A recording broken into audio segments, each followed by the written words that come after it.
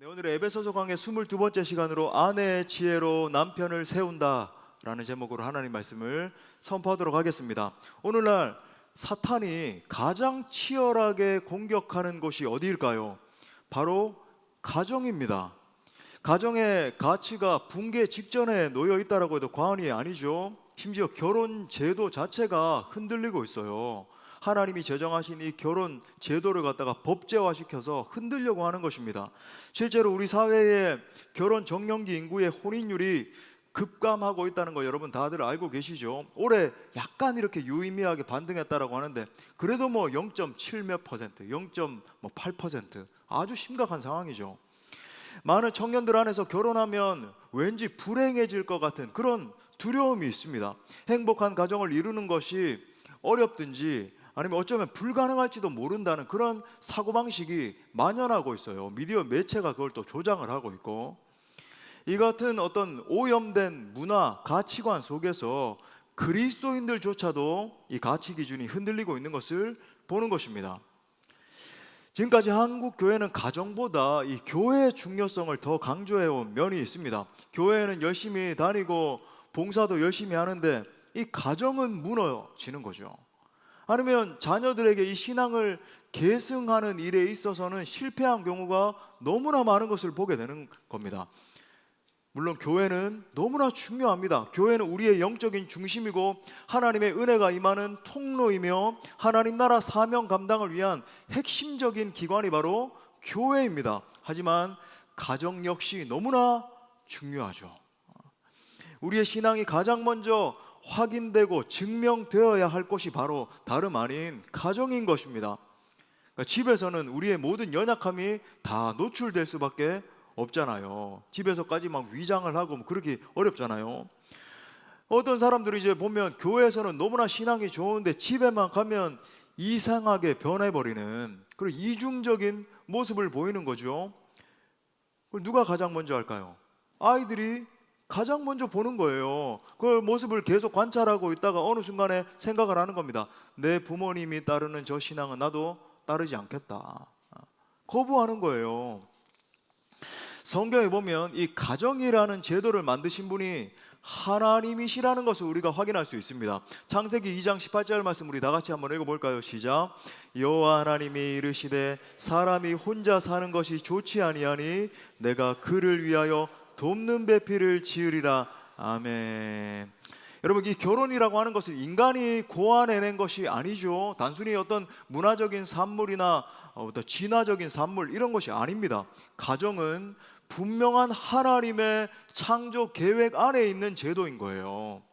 그렇기 때문에 우리는 성경이 말하는 이 결혼과 또 부부관계의 원리에 귀를 기울여야 되는 것입니다. 본론으로 우리가 들어가기 전에 우리가 전제적으로 알아야 되는 사실이 있습니다. 완전한 사람들이 만나서 결혼하는 것이 아니라고 하는 것이죠. 결혼 이퀄 곧 행복이다 이런 등식을 가지고 있으면 큰일 나는 거예요. 환상인 것입니다.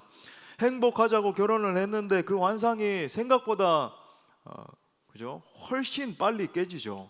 사랑은 고사하고 계속 싸우고 다투고 이견이 있고 그죠? 뭔가 갈등이 있고 또 심지어 그렇게 세월이 가다가 이 부부 관계가 정상적이지 않고 원수처럼 갈라지는 그런 경우들도 있습니다.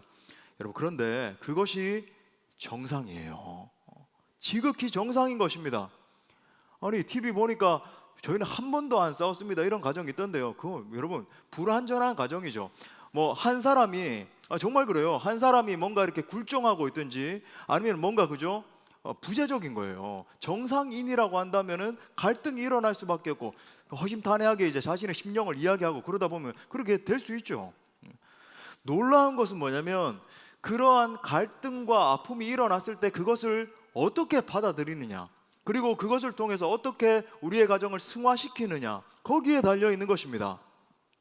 아이러니하게도 부부가 함께 살아가면서 가장 먼저 배우게 되는 것은 상대방이 아니라 내 자신이 어떤 사람인가라는 거예요. 이것은 우리 개인의 신앙 성숙에 있어서도 너무나 중요한 것입니다.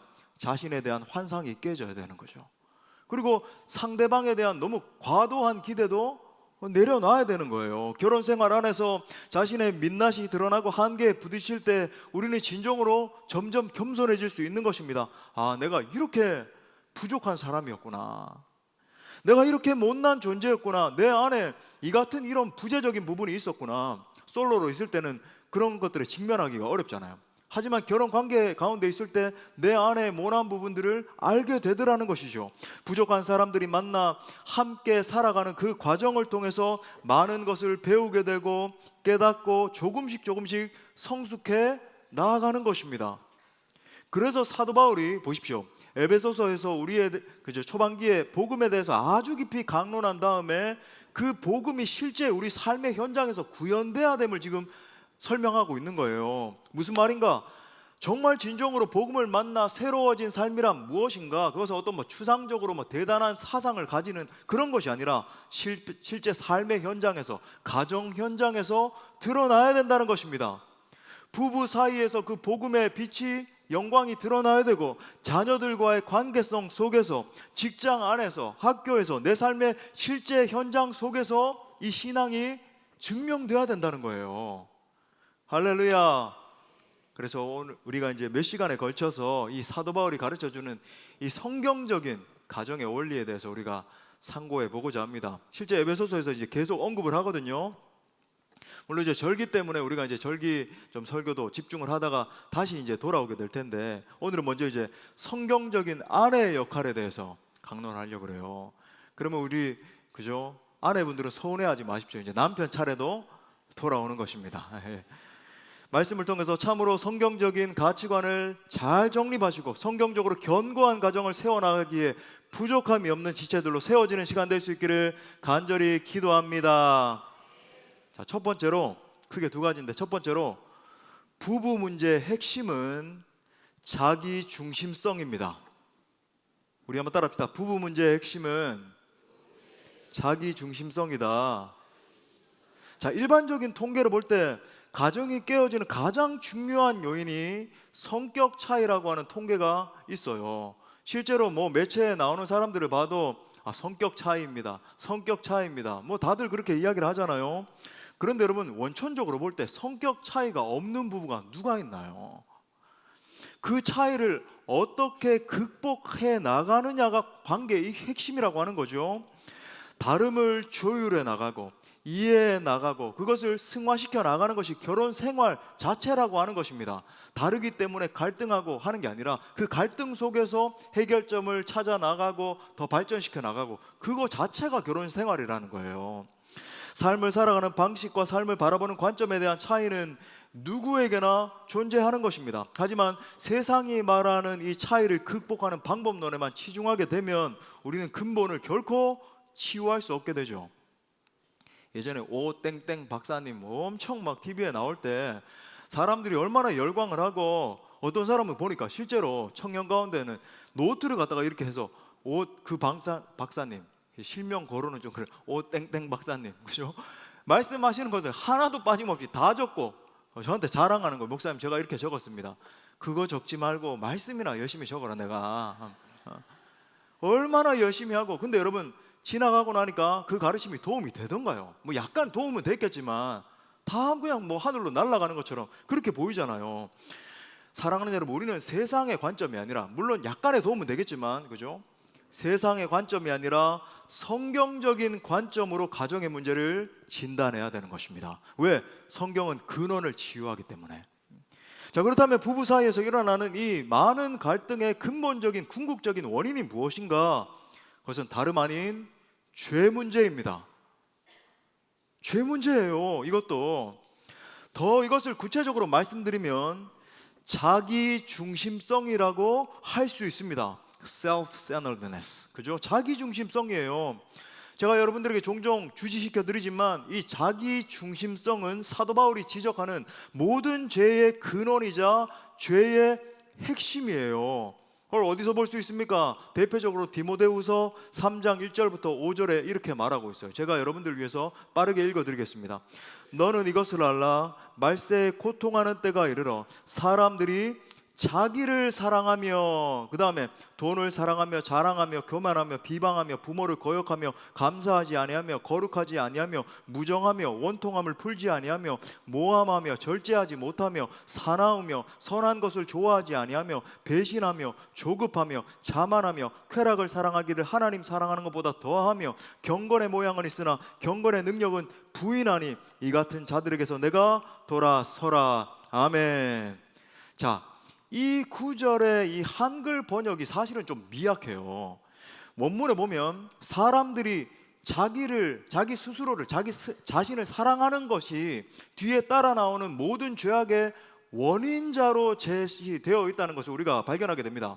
이 원문을 직역한 ESV 성경으로 2절만 읽어봐도 이렇게 되어 있어요. 보십시오. For people will be lovers of self. 이거 뭐냐면 for people will be lovers of self.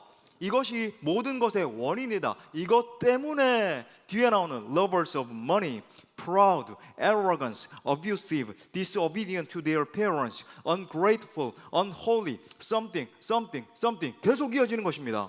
다시 말해 자기를 사랑함이 뒤에 따라 나오는 이 수많은 죄악의 근본적인 이유라고 하는 거예요. 죄의 핵심은 자기 중심성입니다. 이를 더 쉬운 표현으로 하자면 이기심이라고 할 수 있죠. 그렇죠? 이기심은 관계를 깨는 핵심이에요. 죄가 들어오는 순간 아담과 하와의 관계가 깨어졌습니다. 그 싸움의 핵심은 사실은 이기심의 충돌이었죠. 마찬가지로 언제 가정이 싸움터로 바뀌게 되는가? 이기심이 작동되는 순간이에요. 내가 억울하고, 내가 손해받고, 내가 속상하고, 내가 상처 입었고, 이것만 생각하기 시작하는 순간에 가정은 무너지기 시작하는 것입니다. 나로 인해서 상대가 힘들고 고통받는 것에는 굉장히 둔감하게 반응하는 것이죠. 우리가 타락한 본성을 지니고 있다는 것이 분명하게 드러나는 지점이 무엇일까요? 자신의 죄는 제대로 보지 못하는데 상대방의 죄는 너무나 선명하게 들여다본다는 것이죠. 내 안에 있는 이 득실득실하고 있는 자기중심성, 이기심은 보지 못하고, 그죠? 상대방 안에 있는 엄청난, 이건 막 세부적인 현미경으로 막 들여다보면서 이것이 문제이고 저것이 문제이고 이것이 내게 상처가 됐고 저것이 내게 상처가 됐고 나만 보는 것입니다. 내 죄는 보이지 않는데 상대의 죄만 보이기 시작하면 그때부터 싸울 수밖에 없는 거예요. 마태복음 7장에 보면 예수님이 비판하지 말라는 가르침을 주시면서 핵심을 강타하는 말씀을 하시죠. 마태복음 7장 2절부터 3절을 보니까 너희가 비판하는 그 비판으로 너희가 비판을 받을 것이요 너희가 헤아리는 그 헤아림으로 너희가 헤아림을 받을 것이니라. 어찌하여 형제의 눈 속에 있는 티는 보고 내 눈 속에 있는 들보는 깨닫지 못하느냐. 아멘. 우린 종종 싸울 때 당신이 그럴 줄을 몰랐어 이렇게 이야기를 합니다. 그렇잖아요. 그런데 원래 인간이 그런 존재예요. 인간은 철저히 죄인입니다. 복음으로 회복되지 못한 인간은 철저히 자기 중심성을 가지고 살아갈 수밖에 없는 거죠. 여러분, 자기 자신에게만 몰두하면 어떤 일이 발생할까요? 상대의 고통에 대한 이해력이 떨어져요. 내 아픔은 굉장히 크게 보이는데 상대가 얼마나 고통받고 있는지, 상대가 그것 때문에 얼마나 스트레스 받고 있는지 전혀 보이지 않게 됩니다. 내 고통만 보이죠. 내 상처, 내 아픔, 내 슬픔, 내 외로움, 내 괴로움, 내 이 통안의 마음, 그죠? 나도 모르게 상대방에게, 배우자에게, 성도에게 상처 주는 삶을 반복하면서 살 수밖에 없더라는 거예요. 궁극적인 이유가 뭘까요? 언어가 바뀌지 않아서, 사고방식이 바뀌지 않아서 아닙니다. 내 안에 있는 이기심 때문에, 자기중심성 때문에 그런 거예요. 결혼 초기에 이제 로맨틱한 감정이 좀 이렇게 남아 있을 때, 야, 뭐 참 이 사람 괜찮네 이렇게 보일 수도 있어요. 그죠? 문제는 그 감정이라고 하는 게 그리 오래 가지 않는다는 데 있는 것입니다. 인간의 감정은 언제나 오르락 내리락 하고 변하고, 그죠? 우리가 얼마나 변덕이 많은 그런 인간들인가요? 그래서 자매님들이 종종 이제 형제들에게 당신 마음이 변한 것 같아, 결혼 전이랑 좀 다른 것 같아 이렇게 이야기하잖아요. 그러면 형제들은 굉장히 마음이 힘들어지고, 근데 여러분 원래 인간이 그런 거예요. 우리 자매님들 왜 아멘 안 하십니까? 원래 인간의 감정이라고 하는 것이 그리 오래 가는 것이 아닙니다.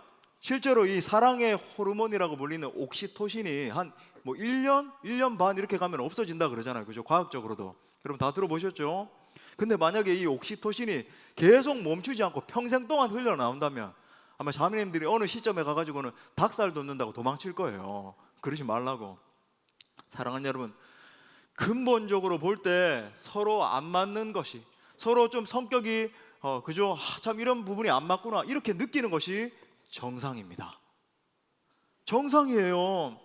우리는 쉽게 조금만 좀 안 맞는 부분이 있으면 우린 잘못 만난 것 같아. 우리는 잘못 선택한 것 같아. 당신이란 사람을 만나서 내 인생이 불행해졌어. 이렇게 생각을 하잖아요. 하지만 여러분, 이 세상의 사고방식인데 결코 선택의 문제가 아닌 것입니다. 왜? 우리는 완성된 존재가 아니잖아요. 너무나 부족함이 많고 연약함이 많은 그런 존재들 아닙니까? 맞지 않는 커플이 서로 맞춰가는 일을 결혼 생활 가운데 해내는 것이 우리에게 주어진 사명입니다. 사명이에요. 저 열방에 가서 복음을 전하는 것, 이것도 사명이지만 그죠? 잘 맞지 않는데 서로 이해하고 감싸주고 점점 그걸 통해서 발전해 나가는 것, 이거 자체도 사명이에요. 물론 그것조차도 우리의 힘과 능력으로 하면 분명한 한계가 존재합니다. 부부간에 하나 되는 것도 성령의 도우심을 받아야 되는 것입니다. 에베소서 5장 18절, 술 취하지 말라 이는 방탕한 것이니 오직 어떻게 하래요? 성령으로 충만함을 받으라. 할렐루야. 우리가 지난주에 살펴본 것처럼 교회가 하나 되기 위해서 성령의 도우심이 절대적입니다. 부부 관계도 마찬가지예요. 성령께서 도와주셔야 내 안에 있는 이기심이 보여지고 이 이기심이 무너지기 시작하는 거예요. 아니면 세상 사람들처럼 나와 맞지 않네, 내 기준을 딱 세워놓고 저 사람은 나와 맞지 않고 나와 성격이 맞지 않고 나에게 상처 주는, 전부 다 내 중심으로만 바라봐지기 시작하는 겁니다. 하지만 성령께서 은혜를 주시고 예수 그리스도의 십자가 복음이 진짜 깨달아지면 예수께서 나처럼 이기적이고 못난 사람을 위해서 피를 흘려주셨구나, 이 복음이 깨달아지면서 무너지기 시작하는 거예요. 주님, 내가 죄인입니다. 내가 이렇게 참 못난 사람입니다. 깨달아지는 것이죠. 그때부터 상대방을 향한 긍휼의 마음이 생기고 사랑의 마음이 생기기 시작하면서 그 마음을 다해서 포용할 수 있게 되는 것입니다. 그러기 위해서 지난주에도 선포했지만 여러분들의 가정에서부터 예배가 살아나야 될 줄 믿습니다. 찬송이 살아나고 말씀이 살아나고 기도가 살아나야 돼요. 힘들더라도 그죠? 묵상해야 됩니다. 그죠? 매일마다 앉아서 하나님의 말씀 앞에 꿇어앉는 그 시간이 필요한 거죠. 그리고 그 말씀을 중심으로 대화하면서 그죠? 기도하면서 은혜가 가정 가운데 임할 때, 은혜가 남편에게, 아내에게, 또 자녀들에게 임할 때 내 속에 있는 모든 악하고 이기적인 것들이 하나씩 보여지고 무너지기 시작하는 겁니다.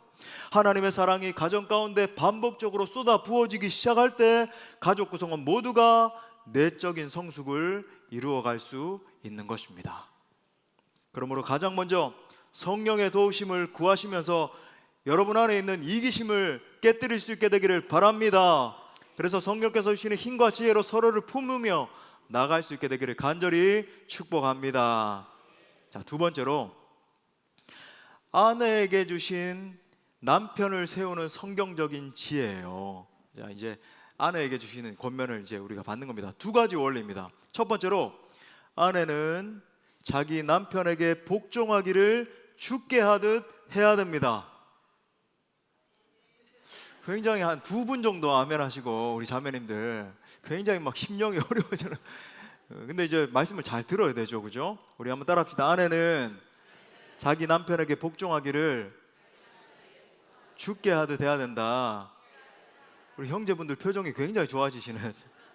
자, 22절 보니까 아내들이여 자기 남편에게 복종하기를 주께 하듯 하라. 그냥 복종하는 것이 아니죠. 그리스도와의 관계 안에서의 복종을 지금 이야기를 하고 있는 거예요. 이걸 이해해야 됩니다. 그래서 이제 24절에서 그걸 더 구체적으로 풀면서 그러므로 교회가 그리스도에게 하듯 아내들도 범사에 자기 남편에게 복종할지니라. 아멘. 자, 지금 사도 바울이 교회와 그리스도와의 관계에 대해서 지금 말하고 있는 겁니다. 그리스도와 교회와의 관계를 잘 이해할 때 남편과 아내의 관계가 풀리는 거예요. 자, 그걸 이제 들여다보려고 하는 겁니다. 사랑하는 여러분, 가정의 주인은 예수 그리스도이십니다. 남편이 주인이 아니에요. 아내도 주인이 아닙니다. 우리 가정의 호주는, 그죠? 주인은 예수 그리스도세요. 마치 교회의 머리가 그리스도이신 것과 같이 가정의 머리도 예수 그리스도이십니다. 그러니까 우리가 모든 관계를 풀어나갈 때 가장 핵심적인 가치가 무엇인가? 그리스도의 주되심을 인정하는 것이죠. 모든 관계성 속에서. 무슨 말이냐면, 내가 있고 타자가 있잖아요. 그죠? 뭐 내가 있고 성도 어떤 한 사람이 있고, 아니면 내가 있고 직장 동료가 있고, 내가 있고 아내가 있고, 내가 있고 자녀가 있고, 그런 관계성 속에서 우리는 살아가는 겁니다. 그죠? 근데 그 속에서 내가 있고 그냥 직선적으로 타자에게 다가가면 어떤 일이 발생할까요? 내 안에 있는 못나고 어둡고 여러 가지 악한 것들이 그 사람에게 그대로 적용되는 겁니다. 하지만 나와 그 타자와의 관계성 속에서 예수 그리스도의 주되심을 인정하기 시작할 때, 그 관계성 사이에 예수님을 왕으로 모셔드리기 시작할 때 관계가 바뀌는 거죠. 예수님이라면 어떻게 말씀하실까?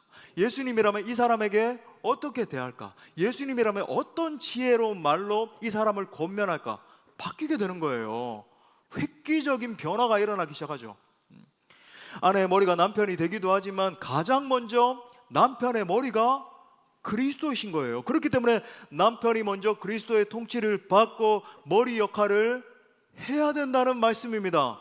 그리스도의 통치를 받고 있는 남편의 머리됨을 아내가 인정하고 복종하라, 그런 말씀이죠. 그러므로 우리가 자기 남편에게 복종하라는 말씀에 대해서 오해하시면 안 돼요. 결코 남성이 여성보다 우월하다 이런 개념을 말하는 것이 아닙니다. 사도 바울은 결코 여러분 남성 우월주의자가 아니에요. 핵심적인 가르침은 그리스도와 교회와의 관계인 것입니다. 어떤 의미에서 부부 관계는 그리스도와 교회와의 관계를 모방한 거예요. 무슨 말인가? 교회는 마땅히 그리스도에게 복종해야 됩니다. 아멘입니까? 하지만 여러분, 예수님은 교회에게 일방적인 복종을 강요하시지 않으시죠. 복종해, 이렇게 강요하시는 분이 아닙니다. 예수님은 교회를 위해서 목숨을 던지기까지 사랑하셨습니다. 결혼을 하면 대체 이 가정의 머리가 누구인가, 이 주도권 싸움이 얼마나 치열하게 벌어지잖아요. 이게 막 3년씩, 5년씩, 10년씩, 그죠? 누가 더 돈을 많이 벌어오는가? 누가 더 많이 능력이 있어가지고 이 가정에 공헌을 하는가? 누가 더 그죠? 자녀들에게 많은 기여를 하면서 자녀들을 키우고 있는가? 뭐 이런 것을 따지기 시작하는 겁니다. 철저히 세상적인 기준이죠. 여러분, 계산기 두들기고 세상적인 기준을 들이대기 시작하면요, 가정은 불행해져요. 성경은 가정의 머리는 남편이라고 가르치고 있습니다. 그죠? 이 사실을 부정하기 위해서 혹자들 가운데는 어떤 극단적인 페미니즘적인 사상을 막 주장하는 사람들이 있어요. 여러분, 믿음의 사람은 정치적인 이슈라든지 세속적인 가치관에 휩쓸리는 사람이 아니라 성경적인 원리를 따르는 사람입니다. 그런데 여기서 말하는 머리라고 하는 개념은 우리 형제들이 잘 들어야 되죠. 군림하는 자라는 말이 아니에요. 내 마음대로 하고 군림하고, 그죠? 내 시키면 시키는 대로 하고, 그게 아닙니다. 오히려 책임을 지는 자리라는 말씀이죠. 우리가 붙들어야 되는, 여러분, 이 성경적인 리더십의 핵심은 오직 예수 그리스도세요. 우리 예수님 어떤 리더십을 가지고 계셨습니까? 책임지시는 리더십, 그죠? 이끄는 리더십, 어떤 상황에서도 우리를 보호하는 리더십인 거예요.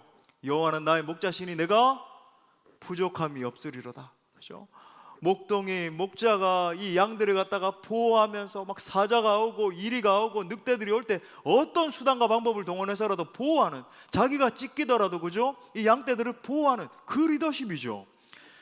이 책임을 진다라고 하는 것이 여간 쉬운 일이, 어려운 일이 아닙니다. 다시 말해 여러분, 가정 안에서 일어나는 모든 책임, 그죠? 이슈들이 일어나면, 자녀들의 어떤 아픔의 이슈가 있으면은 우리 가정에서 극복해야 되는 어떤 문제가 일어나면 그 모든 것들을 책임지는 자리가 바로 남편의 자리인 거예요. 어떤 사람들은 자신의 권한만 주장하고 책임지지 않으려고 그러잖아요. 아주 형편없는 리더인 거죠. 책임지는 겁니다. 가정에서 다양한 일들을 결정할 때 이 최종적인 결정권이 남편에게 있다라는 것을 의미하기도 해요. 그죠? 남편이 우월하기 때문이 결코 아닌 것입니다. 두 사람이 모여서 가정을 이루며 나갈 때에 그 최종적인 권한을 남편에게 줬다라는 의미예요. 근데 그 권한을 줬다라고 해서 남편 독단적으로 하라는 그런 의미가 아니죠. 아내의 의견을 아주 소중하게 여기면서 잘 참고하면서 최종적인 결단에 대한 책임을 져야 된다는 거죠. 남편이 그저 가정의 어떤 방향성에 대한 결정을 내렸으면 그것에 대해서 나중에 어떤 일이 그저 뭐 잘못될 수도 있고 그러면은 그건 나는 몰라, 당신이 그때 그런 말을 했잖아, 이렇게 떠넘기는 게 아니라 책임을 지는 겁니다. 가정의 리더로서 아하, 이건 내가 책임질게, 내가 어떻게든 보호할게, 그렇게 나아가는 거죠. 성경이 창세기부터 계시록까지 계속해서 강조하고 있는 문제가 뭐냐면 바로 질서의 문제예요.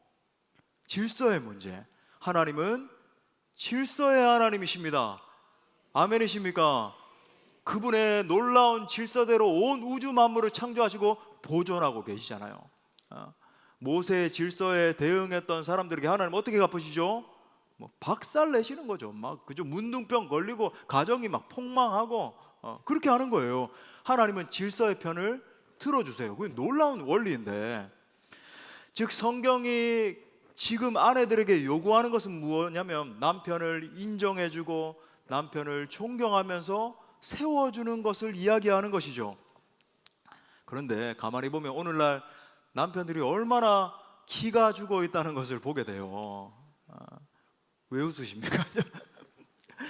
예, 집에서 참 이렇게 남편들이 있을 곳이 점점 없어지고 뭐 하면 나가 막 그러면 뭐 나가야 되나? 여러분, 세상에서 돈 버는 일이 얼마나 힘들고 어렵습니까? 그죠? 직장에서 윗사람 눈치 봐야 되지. 요즘은 좀 막 MZ세대 아랫사람 눈치도 봐야 돼요. 옆에 동료들 눈치 보고 뭐 실적 못 나갈까봐 또 눈치 봐야 되고 승진 못할까봐 눈치 봐야 되고 막 눈치만 보다가 근데 집에 와서도 또 눈치 봐야 돼요. 뭐 잘못했나 뭐 했나. 그죠? 나이가 들어갈수록 남편은 점점 기가 죽어가고 막 아내는 점점 막 드세지고 실제 뭐 호르몬 영향 때문이라고도 하지만 근데 호르몬 탓만은 할 수 없는 거잖아요. 또 혹자는 내가 좀 이렇게 신앙이 낮다라고 해가지고 그걸 무기로 삼아서 남편을 무시하면 안 되는 것입니다. 뭐 그런 구도가 형성이 되는 경우들이 있어요. 여러분, 진짜 지혜로운 여인은 어떻게 할까요? 남편과 보조를 맞추는 거죠. 신앙 수준을 떨어뜨려야 된다, 그게 아니라 아주 지혜롭게 남편을 섬기면서 그죠, 보조를 맞추면서 이 남편이 신앙 가운데도 잘 세워질 수 있도록 도와주는 것입니다. 또 이 설교를 들으면서 근데 목사님, 제 남편은요 존중할 구석이 하나도 없어요, 뭐 이렇게 생각이 드는 사람이 있을 수도 있어요. 여러분, 그건 결코 잘못된 생각입니다. 성경이 말하고 있는 가르침이 뭐냐면 무슨 존중한 요소, 요 요소, 저 요소 이걸 따져서 존중하는 게 아니라 가정의 리더인 남편의 존재 자체 때문에 존경하고 사랑하고 세워주라는 것입니다. 할렐루야. 그렇게 할 때 가정의 질서가 잡히고 가정이 점점 믿음 안에서 세워지고 진정으로 행복한 가정이 될 수 있는 것입니다. 그럼 목사님은 어떻게 하십니까? 저는 어떻게 할까요? 실제로 저는 가정의 대부분의 이 소소한 일들은 대부분 아내에게 위임합니다. 맡겨요. 왜냐하면 제가 목회에 더 집중해야 되잖아요. 목회자로서. 실제로 이 가정의 어떤 대부분의 일들, 진짜 대부분의 일들이에요. 주님 언급하신 것처럼 무엇을 먹을까, 무엇을 입을까, 뭐 무엇을 구비할까, 이런 모든 것들을 아내의 감각에 맡깁니다. 왜? 우리 형제들이 알아야 되는 것, 자매들에게 주신 아주 그 섬세한 감각이 있잖아요. 형제들에게 없는 게 있거든요. 왜 형제들 아무 반응 안 하세요? 오늘 뭐 약간 심각한데, 그죠? 그 감각을 존중해 줘야 되는 거예요. 그러면 이 자매들은 우리가 보지 못하는 것들을 아주 섬세하게 살피면서 그렇게 세워 나가거든요. 대신 저는 이제 가정의 전체적인 어떤 방향성, 가치 이런 걸 설정하면서 나가는 거죠. 가령 우리 가정의 어떤 신앙적인 태도, 그 다음에 사역적인 어떤 방향성, 아이들의 이 굵직한 교육의 방향성, 이런 걸 설정을 하면 뭐 아내가 무슨 뭐 자녀들을 위해서 뭐 밀크티를 신청을 하든지 무슨 뭐 뭘 신청하든지 그걸 맡겨주는 거예요. 나는 이제 이런 방향성 가운데 이런 교육적 기치로 잘 가르치자, 이렇게만 지속적으로 이렇게 잘 가르치고 아이들에게 권면하고 나머지는 아내에게 맡기는 것입니다. 그러면 아내는 제가 이제 최종적으로 결정한 것에 대해서는 존중하고 기쁘게 따라줘요. 그죠?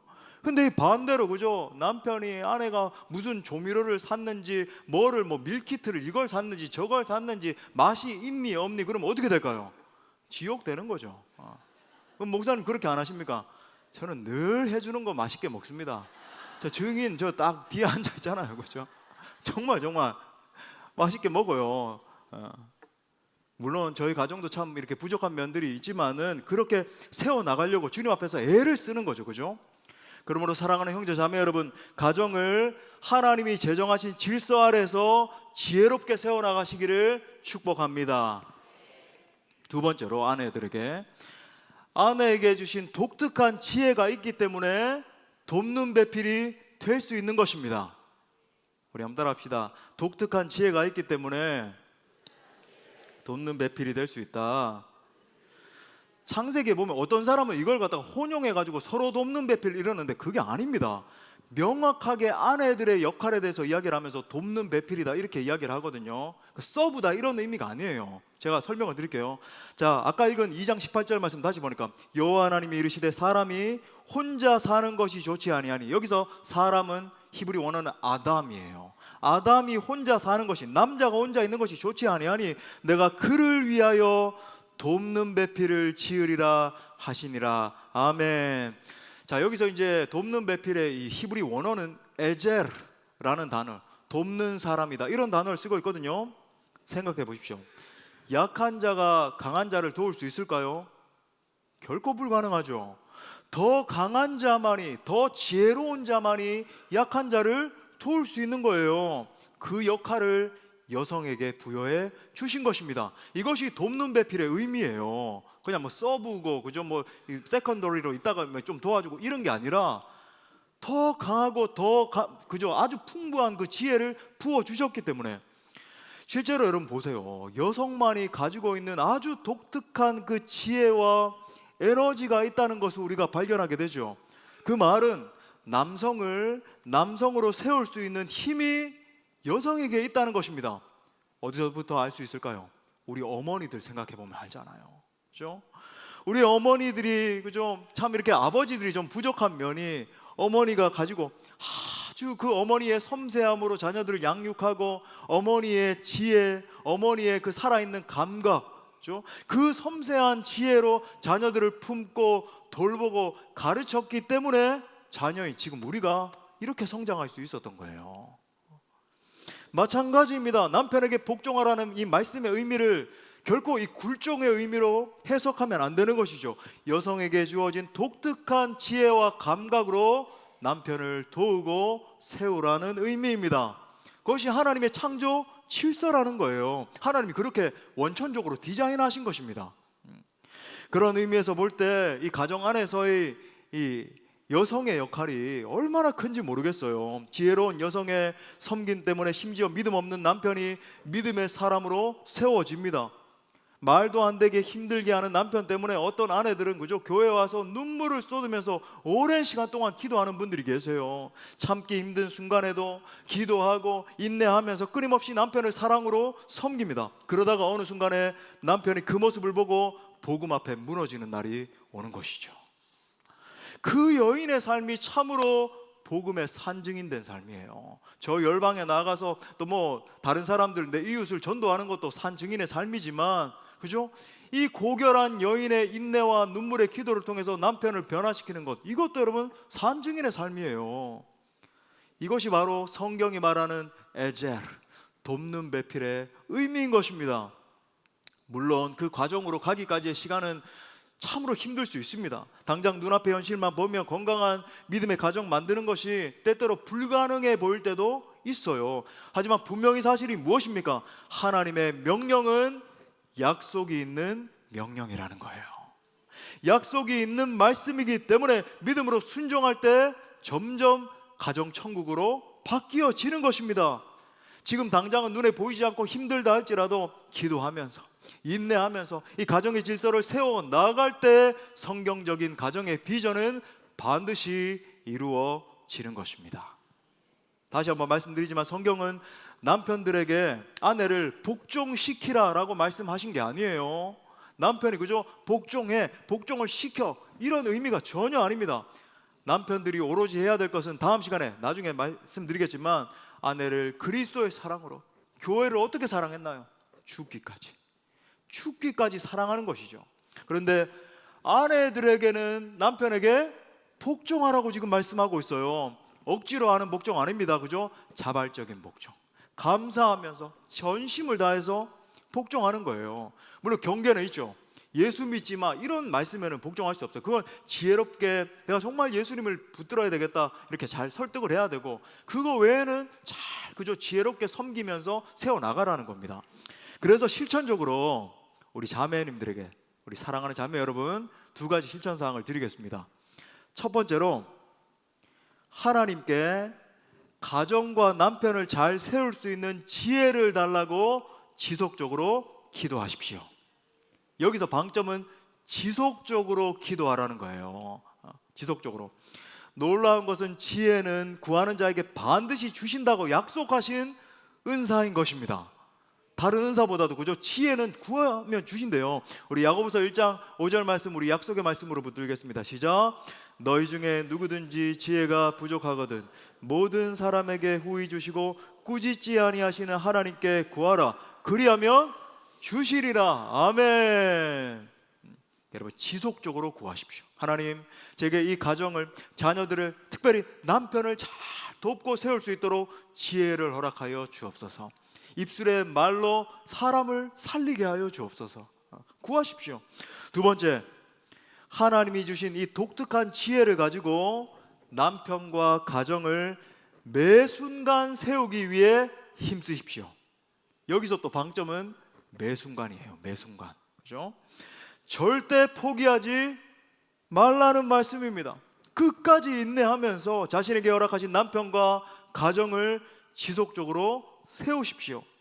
지난 금요일에도 살펴봤지만 마치 다윗이 점점 더 강성해진 것처럼 하나님이 함께 하시면, 그죠? 주 성령께서 은혜를 더해 주시면 점점 더 성경적인 가정으로 반드시 세워지게 될 것입니다.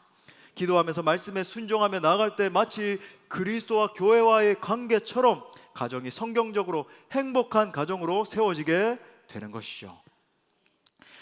그러므로 사랑하는 우리 자매 여러분, 오늘 특별히 이제 자매들에게 주신 말씀이니까 자매 여러분, 여러분에게 주신 고귀하고 아주 그 섬세한 지혜로 남편과 가정을 아름답게 세워나가게 되시기를 간절히 축복합니다. 말씀의 결론을 맺겠습니다. 가정은 하나님의 디자인이에요. 여기 젊은이들 그죠? 아니야, 나는 가정 이루는 게 두려워. 아니에요. 가정은 하나님의 계획이고 디자인이에요. 남자와 여자가 만나 아름다운 가정을 이루는 것이 하나님의 뜻입니다. 그러므로 오직 하나님의 통치 가운데 있을 때만이 가정이 참으로 아름다워질 수 있는 것이죠. 에베소서 4장 3절 말씀 여러분 기억하십니까? 우리 마지막으로 다 같이 읽어볼까요? 시작. 평안에 매는 줄로 성령이 하나 되게 하신 것을 힘써 지키라. 아멘. 물론 이 말씀은 교회에 주신 말씀이기도 하지만 부부관계에도 적용되는 말씀이죠. 성령께서 능력을 주셔야 부부가 하나 될 수 있는 것입니다. 성령께서 은혜를 더해 주실 때 자녀들의 모난 부분까지도 끝까지 품을 수 있는 거예요. 성령께서 역사하시면 깨어졌던 관계가 회복될 수 있습니다. 성령께서 도와주시면 상처로 완전히 무너졌던 가정에도 새로운 꽃이 피어날 수 있습니다. 복음을 경험한 그리스도인의 삶에는 관계 안에서의 변화가 일어나야 정상이에요. 이전과는 다른 새로운 관계가 열려야 되는 것입니다. 복음을 진정으로 경험한 사람은 그리스도에게 하듯 남편에게 복종할 수 있습니다. 하나님이 만드신 가정의 질서를 세울 수 있다는 말이죠. 그 질서를 통해서 우리 가정에 아름다운 하모니가 이루어지기 시작할 때 진정한 행복과 만족이 주어지는 것입니다. 실제 오늘날 많은 가정들이 폭풍 가운데 휩싸여 있다는 것을 봐요. 부모들은 자녀들을 결혼시키면서 불안해하죠. 하지만 여러분, 우리 그리스도인의 가정은 염려할 필요가 없습니다. 왜요? 우리는 정확한 길을 아는 사람들이잖아요. 그 길이 뭐죠? 성경으로 돌아가는 거예요. 그죠? 여러분, 하나님의 말씀의 원리와 기준을 지켜 나가면 되는 것입니다. 세상 사람들이 비아냥거리는 것처럼 하나님의 말씀의 원리는 시대와 동떨어진 어떤 구식적인 사고가 아니에요. 가장 확실하고 가장 완전한 길로 인도하는 것이 바로 하나님의 말씀, 성경인 것이죠.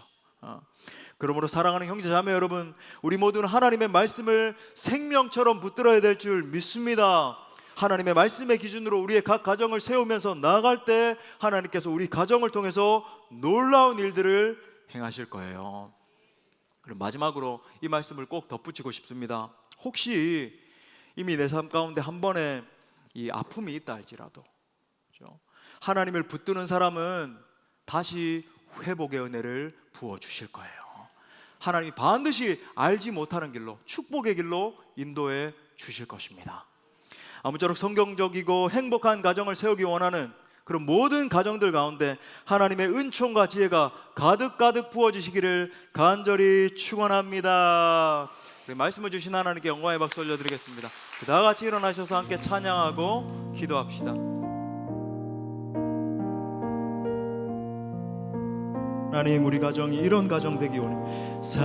사철의 봄바람 불어있고 하나님 아버지 모셨으니 믿음의 반석도 든든하다. 우리 집 즐거운 동산이라. 고마워라 임마누엘, 예수만 섬기는 우리 집. 고마워라 임마누엘, 복되고 즐거운 하루하루. 어버이 우리를 고이시고 동기들 사랑에 뭉쳐있고 기쁨과 서름도 같이 하니 한간의 초가도 고마워라 임마누엘 예수님. 고마워라 임마누엘, 예수만 섬기는 우리 집. 고마워라 임마누엘, 복되고 즐거운 하루하루. 아침과 저녁에 수고하여 다 같이 일하는 온 식구가 한 상에 둘러서 먹고. 여기가 우리의 낙원입니다. 여기가 우리의 낙원. 아멘 아멘. 고마워라 임마누엘, 예수만 섬기는 우리 집. 고마워라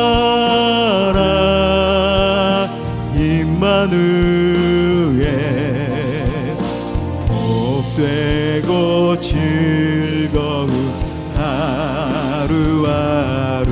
우리 주 안에 우리 하나 고백합시다. 주 안에 우리 하나, 모습은 다 예수님만 바라봅니다. 예수님 한 분만 바라네.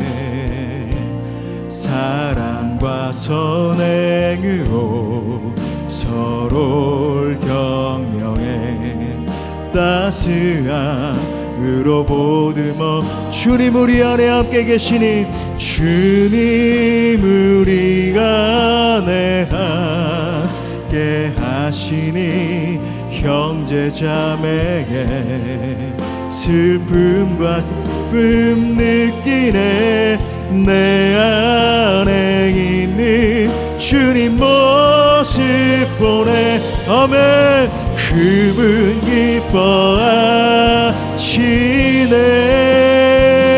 기뻐하시네 그분 기뻐하시네 주님 우리를 통해 계획하시니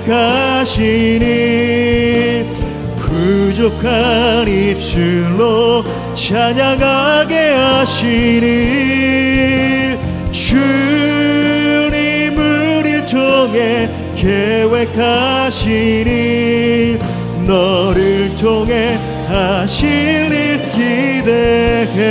기대해 우리 다시 한 번 더 남편과 아내를 품으며 우리 자녀들을 품으며 주 안에 우리 하나 주 안에 우리 하나 모습은 다 예수님 한 분만 예수님 한 분만 바라 사랑과 선행으로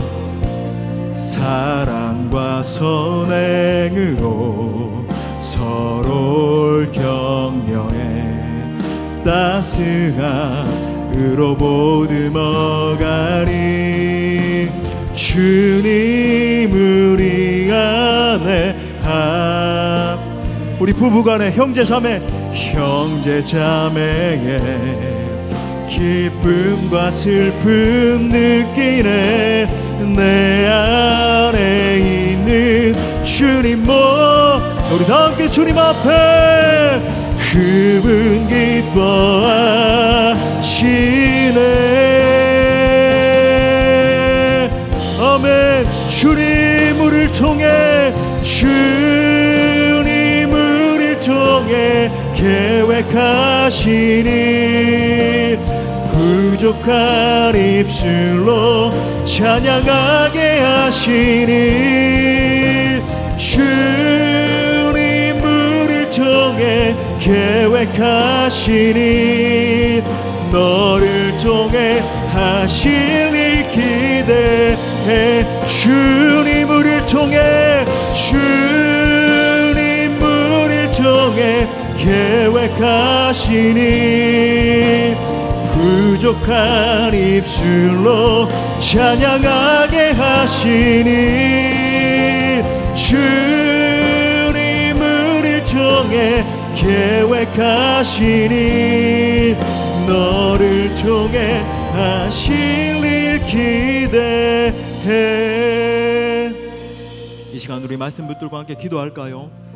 먼저 하나님께서 우리의 각 가정 가운데 은혜를 주시도록 우리 기도하며 나갑시다. 가장 먼저 내 안에 있는 이 이기심을 정말 깨달아라 회개하는 은혜를 더하시도록 기도해요. 나아가 성령께서 주시는 은혜와 능력으로 성경적인 가정을 세우기로 우리 결단합시다. 기도할 때 하나님 우리 가정을 주님 앞에 올려드리며 나아갑니다. 때때로 서로에게 상처를 주고 주님 앞에 참으로 부족한 모습이 많지만 우리 가정이 성경적인 가정으로 세워지기를 원합니다. 주님이 기뻐 받으시는 부부관계로 회복되기를 원합니다. 성령 하나님 제게 지혜와 능력을 더하시사 아내를 그리스도의 사랑으로 사랑하고 남편을 교회가 그리스도게 하는 것처럼 복종하며 세우게 하여 주옵소서. 오 하나님 우리 가정을 새롭게 하여 주옵소서. 우리 가정에 은혜를 부어 주옵소서. 우리 가정에 예수 그리스도의 사랑의 향기가 넘쳐나게 하여 주옵소서. 우리 함께 간절히 통성으로 기도합시다. 주여